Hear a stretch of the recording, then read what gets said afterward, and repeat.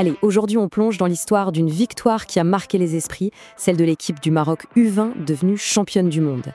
Et on va vivre ça à travers le regard de son gardien, Yanis Benchaouch, un jeune homme qui incarne vraiment l'ambition de toute une génération. On va commencer par la fin, le coup de sifflet final, le sommet de l'émotion.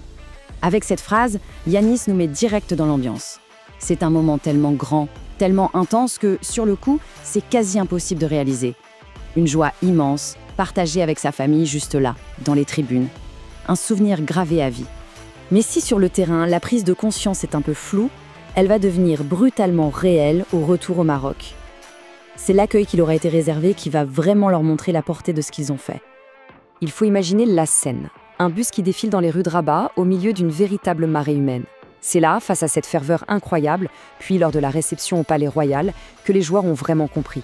Ce n'était plus seulement leur victoire, c'était celle de tout un peuple. L'ampleur de leur exploit leur a sauté aux yeux. Et ça, c'est un point crucial. Cette citation de Benchaouch, elle montre à quel point ce lien est profond. Au Maroc, le foot, ce n'est pas juste un sport. Chaque match, même celui des U20, est vécu avec une passion dingue par tout le pays. Et les joueurs, ils le savent, ils sentent qu'ils portent les espoirs de toute une nation. Bon, petit retour en arrière, on revient au début du tournoi. Comment cette équipe, que peu de gens voyaient aller au bout, a-t-elle pu y arriver? En fait, tout est dans leur état d'esprit. Alors ce qui est vraiment intéressant ici, c'est le décalage. De l'extérieur, tout le monde les voyait comme les outsiders, tombés dans un groupe hyper relevé. Mais eux, à l'intérieur, la vision était complètement différente. Il y avait une confiance absolue. Peu importe l'adversaire, ils étaient convaincus qu'en jouant sur leur force, ils pouvaient battre n'importe qui. Et ça, ce n'est pas en détail. Ce n'était pas juste un rêve vague. Gagner, c'était l'objectif officiel annoncé par les plus hautes instances juste après la défaite en finale de la CAN U20. Chaque joueur savait exactement pourquoi il était là. Et cette ambition commune, ça a créé une concentration et une détermination incroyables, match après match. On arrive maintenant au cœur de l'analyse de Yanis Benchaouch. Pour lui, cette victoire, comme tous les succès récents du football marocain, ne doit absolument rien au hasard. Le mot qu'il utilise, c'est exploit. Un exploit, ça suggère un coup d'éclat, une surprise, un truc un peu exceptionnel qui ne se reproduira peut-être jamais. Mais justement, Benchaouch va argumenter contre cette idée. Voilà sa thèse. Il remet en perspective la fameuse demi-finale de la Coupe du Monde 2022 de l'équipe A. Ce n'était pas un miracle. C'était le résultat d'une décennie de travail, d'investissement, de développement. Une fois, c'est peut-être un exploit. Mais quand les succès se répètent à tous les niveaux, ça devient autre chose. Ça devient la norme. Et cette chronologie, elle l'illustre parfaitement. Regardez cette progression. Ce n'est pas juste une seule équipe qui performe, ce sont toutes les générations. Des infrastructures solides, une vision sur le long terme, et les résultats suivent. La victoire des U20, ce n'est pas une anomalie. C'est la confirmation d'une tendance, la preuve que tout ce travail paye enfin.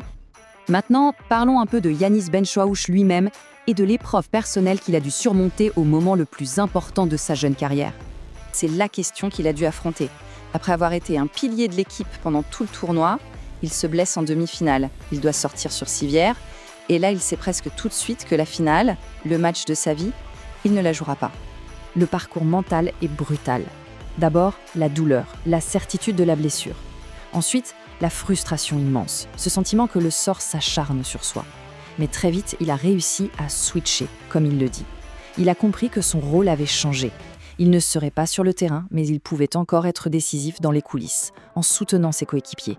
Titulaire ou pas, il serait champion du monde avec eux. Franchement, cette phrase en dit long sur sa maturité. Aucune amertume, que de la reconnaissance et un vrai esprit d'équipe. Il met en avant la solidarité incroyable entre les gardiens du groupe. Il va même jusqu'à dire que ses propres bonnes performances, il les doit aussi au travail et au soutien de ses coéquipiers. C'est la marque d'un vrai leader. Allez, pour finir, on regarde vers l'avenir. Concrètement, qu'est-ce que cette victoire signifie pour la carrière de Yanis et pour les ambitions futures du foot marocain? Malgré ce nouveau statut, rien ne change dans sa tête. À son retour à Monaco, bien sûr, il a été félicité, mais son premier réflexe, ça a été de se remettre au travail. Il reste le même, concentré, travailleur, la tête sur les épaules. Il sait très bien que ce titre n'est qu'une étape. Ses objectifs sont très clairs, c'est une feuille de route.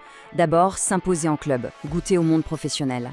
Ensuite, logiquement, viser l'équipe nationale A. Et puis, il y a le rêve ultime, qui semble aujourd'hui plus accessible que jamais. Refaire le même parcours, et gagner la Coupe du Monde avec les seniors. On apprend beaucoup de choses sur un joueur en regardant ses modèles. De Mandanda, à l'origine de sa vocation, à Neuer pour la modernité de son jeu, en passant par le caractère de Maignan. Et bien sûr, tout en haut, il y a Yacine Bounou, le héros national, l'inspiration ultime. Yanis ne s'en cache pas, il fera tout pour prendre sa succession un jour. On termine sur cette question. Ce titre mondial des U20, ce n'est pas une fin en soi. C'est une promesse. La promesse qu'une génération dorée est en train d'arriver, portée par une ambition complètement décomplexée et une décennie de travail acharné. Le rêve est plus que jamais permis.